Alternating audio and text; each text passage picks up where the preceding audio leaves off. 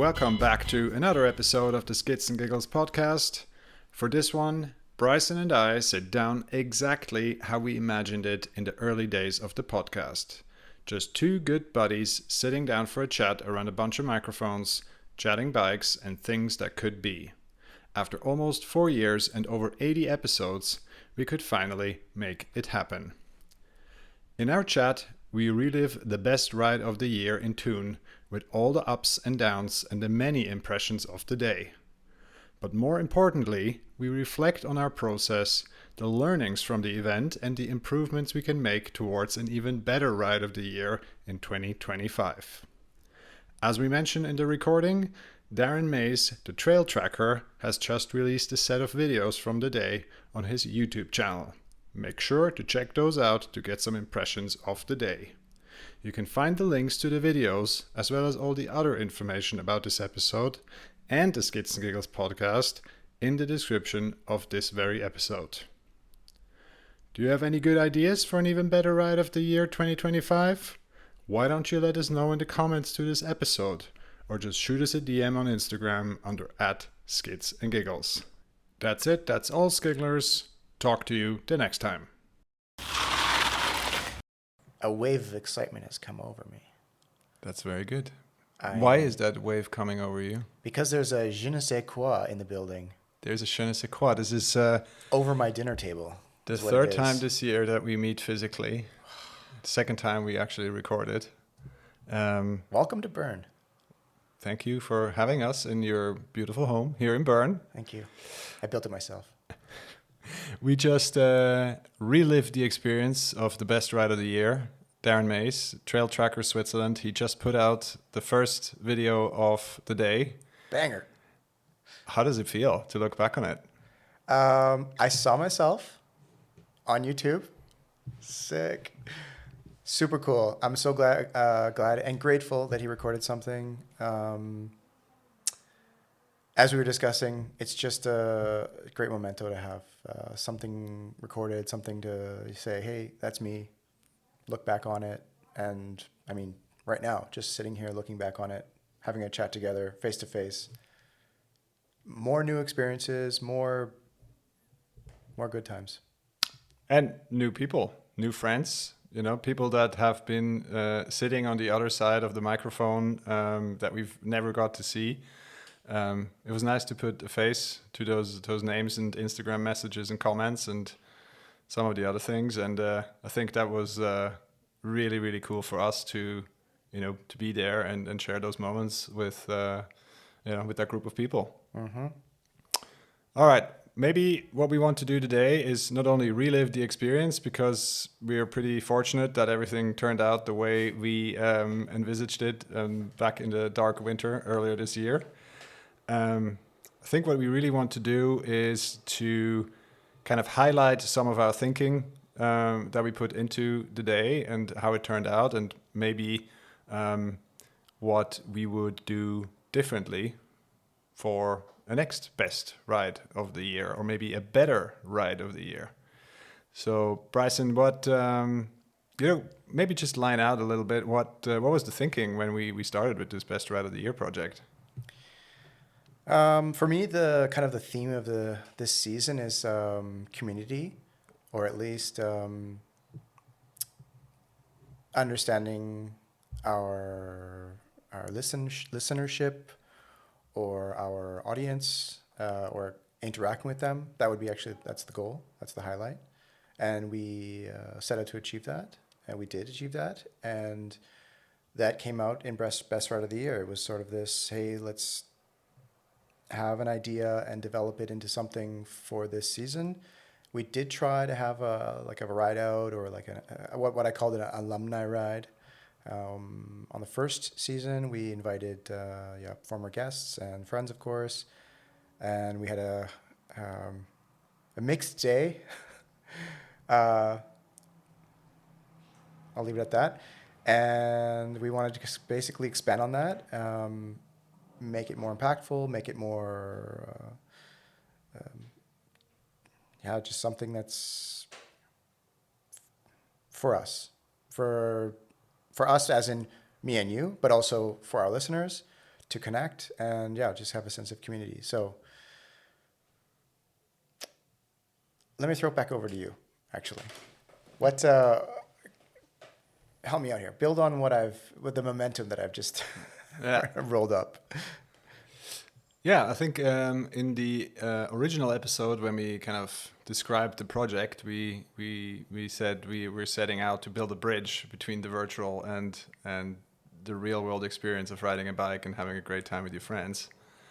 And I think that's what we achieved. It was a good group, a good mix of friends, of former guests, of listeners that we have never seen before, never met before, and it was just great to know that at this day in the year that we marked ourselves in the calendar, almost 20 people showed up, and it did turn out as a really great day. And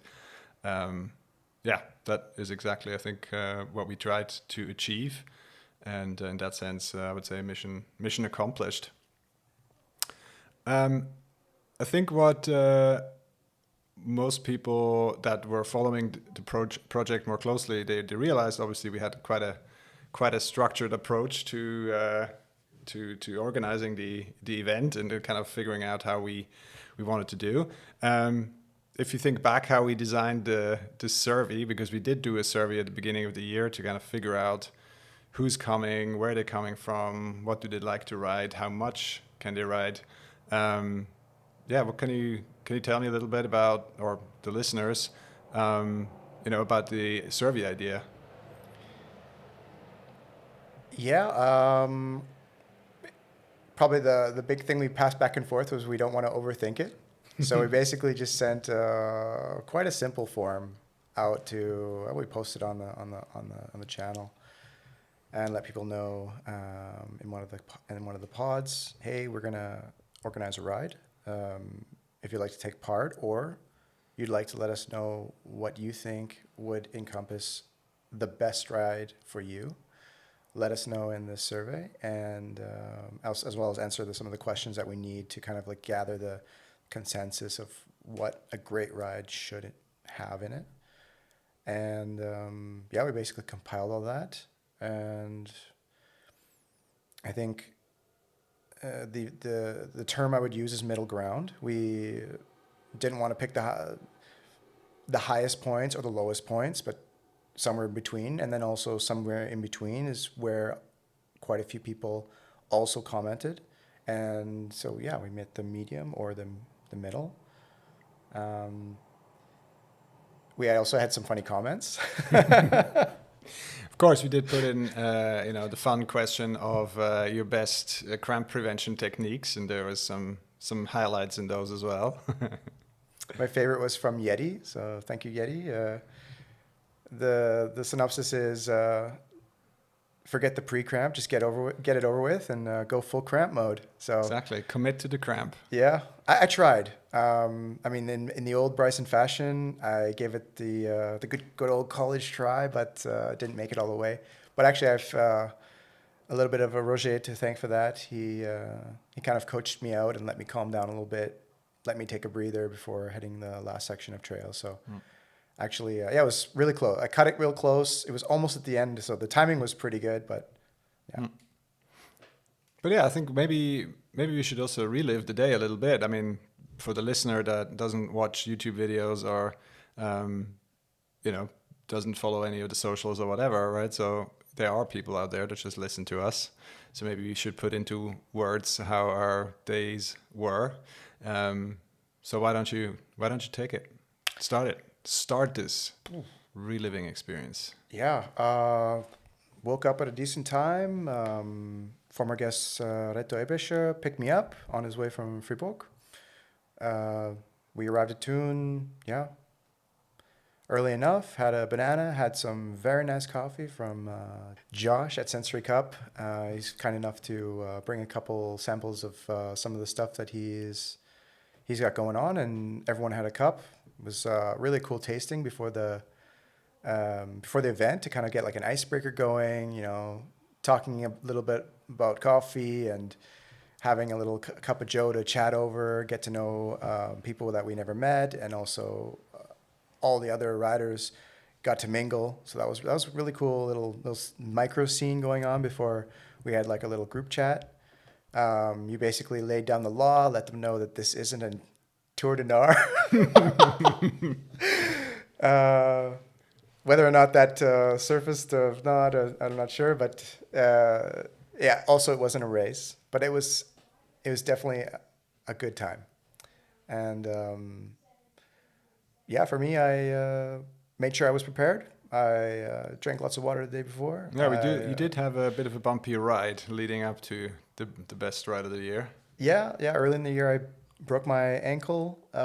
So actually, that was the first thing on my mind when I broke the ankle. I was like, oh my God, am I not screwing myself over for this? Because I've never broken anything before and I don't know how long it takes to deal with all that stuff. And then, as luck has it, I encountered a fever exactly 1 week before. So I was also trying to mend all that. And I got some great advice from Pascal and thought back to all the other things that we talked about on the pod and with other guests about how to stay healthy and aid recovery, and I was able to pull through. And actually, I felt dynamite on Saturday, so Sunday was full game. Bike was prepped, body was prepped as can be. Soul was skyrocketing, so I was just really, really excited to go on this ride. Finally get to like shred with Pascal again. More on that later. We weren't actually in the same group. But it was good to at least meet up and, high fives and smiles. So, yeah. But how was the day for you? Oh yeah, pretty similar. I mean, it was relatively cruisy leading up to it. There was obviously a couple of emotional moments in the organization of such an event, but the day actually went pretty smoothly. Drove in from around Zurich, picked up Stefan from Scar Cycles on the way, drove to Thun, had a nice sensory cup of coffee from Josh. And then got ready to go. We had a bit of a hiccup at the beginning with a shuttle driver who decided that he only had to show up later. So there was a bit of a organizing on the spot, but as you mentioned, the group was coherent enough already at that stage that we all just pulled together, and I took my bus, loaded it up full of people, and there was 2 or 3 other cars loaded up, and at the end of the day, all of us got up to the top, to the shuttle spot, and it worked out fine in the end. Yeah, I mean the trails were, I had a lot of fun. It was quite enjoyable. We'll get back to the trails probably a bit later. Of course, we have to date this. It's July 24. This has been one of the wettest springs and early summers in a long time. The trails were very, very wet, so it hadn't rained in maybe 18 hours or so. It was a sunny day, so we were actually quite lucky, but it was still, obviously, everything was pretty wet. And so that added a bit of extra spice to the day. Fantastic lunch spot picked by Yannick right on the lake in Thun. Next shuttle straight back up, another round of really cool trails. And then in the end we all met up back at the parking lot to share the laughs and high fives and have a couple of drinks. And unfortunately we passed around a tummy bug in the family in the couple of days leading up to the day, so I was worried about my own fortunes the next couple of hours and getting home rather than enjoying the high five. So, but I think it's a sign of what we achieved and what we created on that day that most people didn't even realize that I was more worried about throwing up all over the parking lot or whatever. I mean, I can't speak for you because you did have quite a low there. But for myself, definitely best ride of the year. And I would be almost certain for some of the people who came with us as well. Like there was just a lot of, I mean, of course there's, challenges and these kinds of things, which you may look in maybe a negative light, but also you can look in a positive light when you have the right atmosphere and the people around you. And I think that was the case for us, especially in my group. The trails were challenging, but in a way that like kind of helped us bond, or like, we kind of pulled together, or we would kind of, do like a back and forth. And in the end, we all felt really good. All right. I guess that's enough for to relive the day. In that sense, I think people can look up Trail Trackers Switzerland on YouTube and follow the action in actual video format. Because both Bryson and I have not been very, very good at capturing the moments on our phones or on a camera. So there's not much documentation of the actual happenings of the day. But I think what we want to wrap up with is kind of more of a forward-looking, keeping track of the things we maybe would do better, differently for next year. Because I think we both agree that we want to do an even better ride of the year in 2025. So, Bryson, so what are some of the things that you would do differently next year? Or maybe let's take a step back. Think back to the survey. What were the things we asked about? How did they help us make decisions? Which decisions did we do? And yeah, how will we do it differently next year?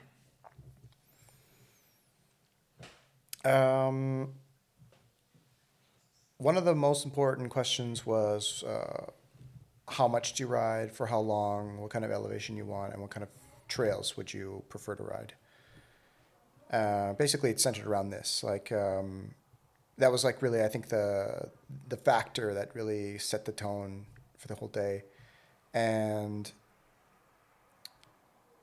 I think we did, as I said, a really good job of finding the middle. But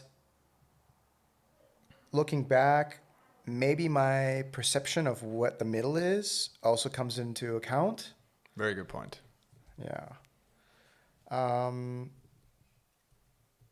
How do you mean that, maybe, for the listener that is not looking in your face right now? So one thing I did do is I asked Josh and his wife Sarah if they wanted to attend, and Sarah asked me, well, what kind of ride is it?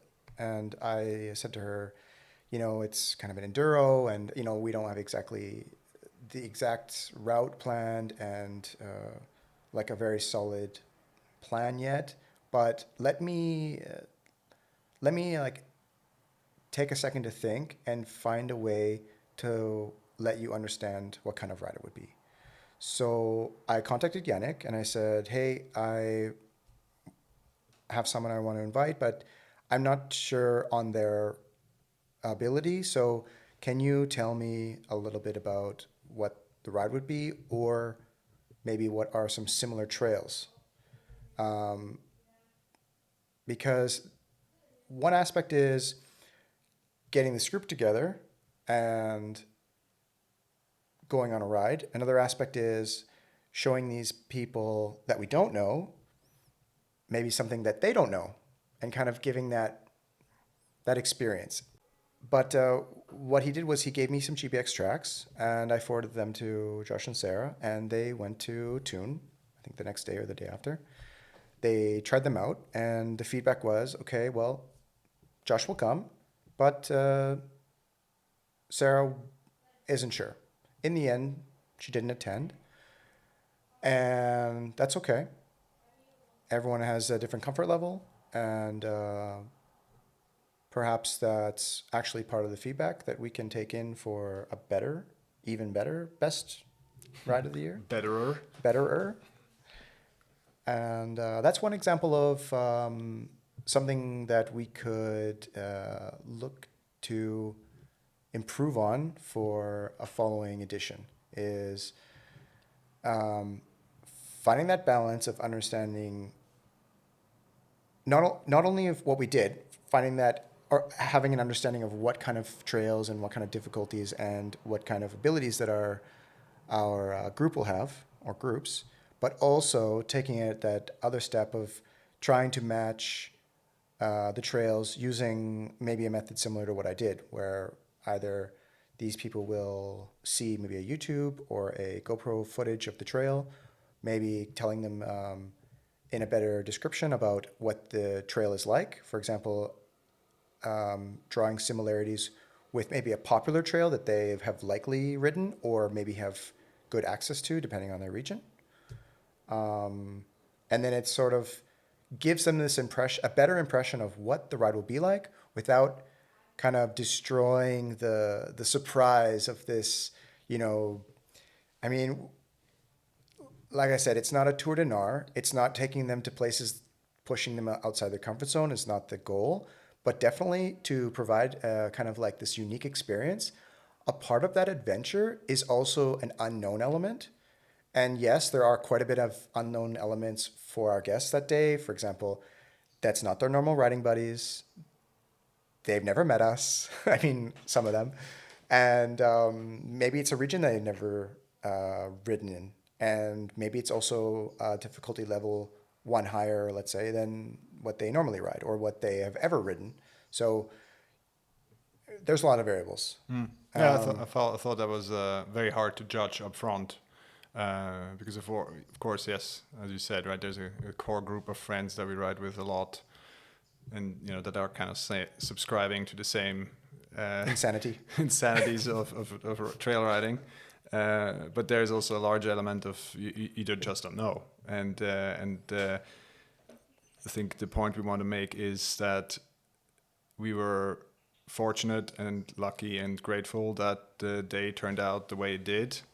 But this could have also gone completely differently, in terms of, you know, it was very wet. You know, some trails were probably on the hairier side for some of the riders, and you know, because of the environment that we created, it turned out okay, I think. But you know, that was one slide out away from something not being too great. I think we also have or want to point out at this stage that we were very grateful for the help of Yannick. I pulled in one of my guiding friends to help with actually executing on the day. So he, under his moniker of No Bad Trails, works in the region of Thun as a guide and organizes these kind of enduro tours in the area. And I leaned on him to help with organizing the shuttles and you know, selecting the routes and selecting the trails and launch spots and all the finer details that the two of us don't really have. So, and you know, also admitting fully that in the week leading up to the day, I did have conversations with Yannick and Roger, the second guide, on the day about, you know, exactly what is going to happen on that weekend and how, you know, how competent are the riders and what is the weather like, what are the conditions like on the ground, etc. So I think maybe for the better ride of the year, the even better ride of the year next year, we have to find a way to better also communicate what kind of we have in store and what is expecting the riders. And I think we have to also find a way to better be able to judge the ridership that's incoming, even the ones that we don't know. So I think that is one of the key learnings. What other learning do you have? I think it could have been a little bit more fun. Even more. Even though it was the best ride of the year, there's always, you know, the opportunity to be the bestest ride of the year. Bestester. Yeah. I had the idea not too long ago that after the fact. Yeah, after the fact. Say it as it is. It was after the fact. Yeah, we've been discussing this, and like one of the things was like popped into my mind. Oh man, I could have had like a skid contest. So I mean,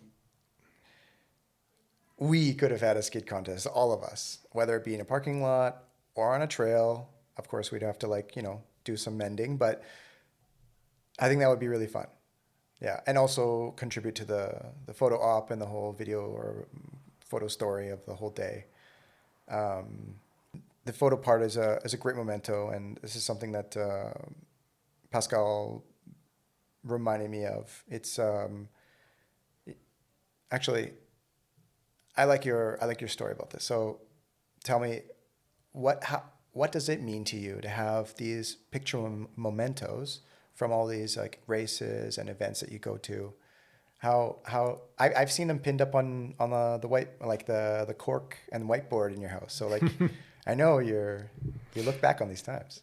Yeah, no, I mean I think it's a nice notion to have, an event like that, be it a race, be it a ride, be it a party, a wedding, or whatever it is, right? And then a day or two later, you get pinged in your inbox with a reminder of like, hey, would you like to see some cool shots from that great experience that you had? And then of course there's business behind that, but I do like these, as you say, mementos.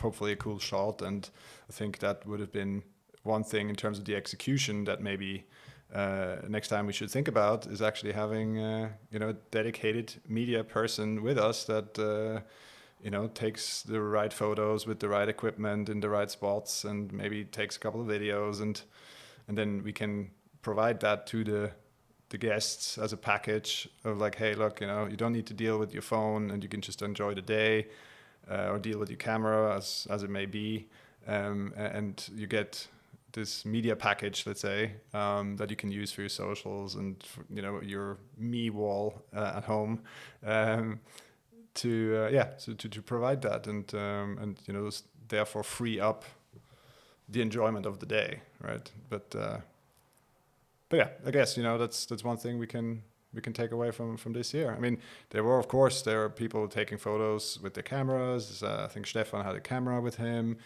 Of course, Darren, also very grateful for him to make the videos. I know it's a lot of work to put these videos together, and he puts a lot of effort and dedication into his YouTube channel. And again, as I say, we're very grateful that he did take the time to not only make one, but actually 2 videos of the entire day. And that's really, really cool. I mean, we didn't ask him to do that. Yeah, big fan. Is there anything else you think about if we talk about the better ride next year? Over dinner, we talked about the location. I mean, of course, the location is a key derivative of our survey approach, in that we knew where the people were coming and traveling from for the day. Let's say multiple optima that there are in this big equation of creating a cool riding day is of course also kind of being mindful of how far people have to travel and how long does it take them to get back on a Sunday afternoon so they're home at a reasonable time. So yes, and Thun was a great location because it was pretty central. It's relatively easy for everyone to get to. It also provided that balance you mentioned before, right? Of it's a novelty in that sense that not many people have ridden there before. It's not very known for their backcountry trails. Bern overall is not very known for mountain biking outside of probably the core group. But I guess that's also the challenge for next year, is to find a similar location. What do you think? We might have hit the gold. The jackpot. Jackpot. That's the word. I don't know. Maybe we shouldn't move. I'll be the devil's advocate here. It was a mighty fine day. It was a mighty fine day, but I think what there are obviously other destinations where we can hopefully pull off something similar. If you have a suggestion, put it in the comments.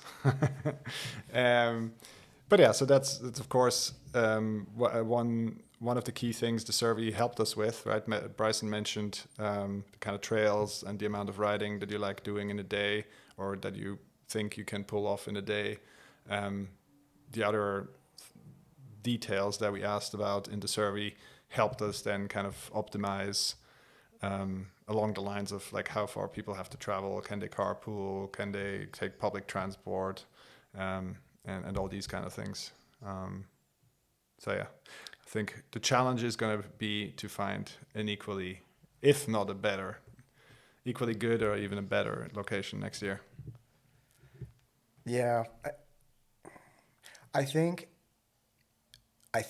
too much. If I were to overthink this, actually, to optimize it just to, that marginal gain, I guess, it would be to add a second location at a actually different event. So like 2 best rides of the year, and they'll be pitted against each other in the ring. No, It's perhaps having. I mean, if I can overthink for 30 seconds, having two locations, announce two best rides of the year, then people can either attend both, or if they say, oh well, this one's closer to me, so I'm going to go to that one, or rider B will say that one's closer to me, so I'm going to go to that one, the other one. I mean, maybe that's the only way to optimize even further. I feel like we did a darn good job finding that middle ground for what we did. I am going to be really impressed when we top this year's. But for sure, we can definitely overthink a little bit more. I mean, for sure. But maybe that's the one key takeaway. Exactly. Don't overthink it. I know we both are very, very famous for falling prey to that bug of overthinking things. At the end of the day, it's riding a bike with your friends, and that's generally a pretty simple pleasure, and it doesn't take too many things to, you called it bake a cake of a cool day, and I think we understood what we tried to do. I think that's always important, that you have the vision of what you want to do, and I think we asked the questions to help steer the right decisions, and the rest is more probably a bit more luck than judgment, certainly when it comes to the weather and a couple of other things. But yeah, generally it's a pretty simple recipe, I think. Yeah, 50% luck. At least. All right, I guess that's it, what we have to say about an even better ride of the year. Bryson, is there anything else you wanted to add? Simply to express my gratitude. Thank you for everyone who joined us. Thank you to Yannick and Roger, as well as Roger's father, who helped shuttle some of the cars. Yeah, a real hero, a local hero. And in terms of the day and the feelings afterwards, I feel like this is a sort of like, our goal for the year was, just to bring this full circle, the goal for the year was sort of be more community driven, more connecting with our listeners, and we achieved that. I'm very proud of that. And as we touched on, we'll take some steps to hit it a little harder next time. But in reality, I'm super grateful that it is what it is, and we achieved what we did. It is a little slice of community for the listeners and Pascal and I, and I think having that connection is really cool and very powerful. So kudos to all. Well, thank you for that. And I think with that, we leave it for today. I think it's also a premiere.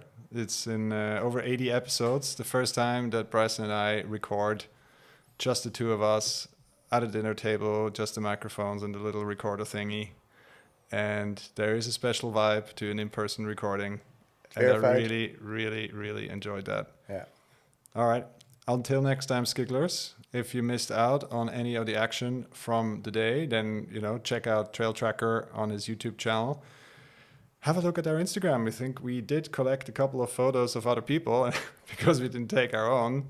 We put those up there for a couple of impressions. And again, we're very grateful for what we could experience on that day, and we look forward to doing it again next year.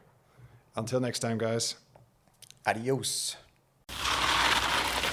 Thanks for listening. We really hope you enjoyed this episode. Why don't you let us know what you think? We really like to hear from our listeners. To find out how to get in touch with us, follow the links to our website in the description, or find us on Instagram under @SkitsandGiggles. Until next time, Skigglers.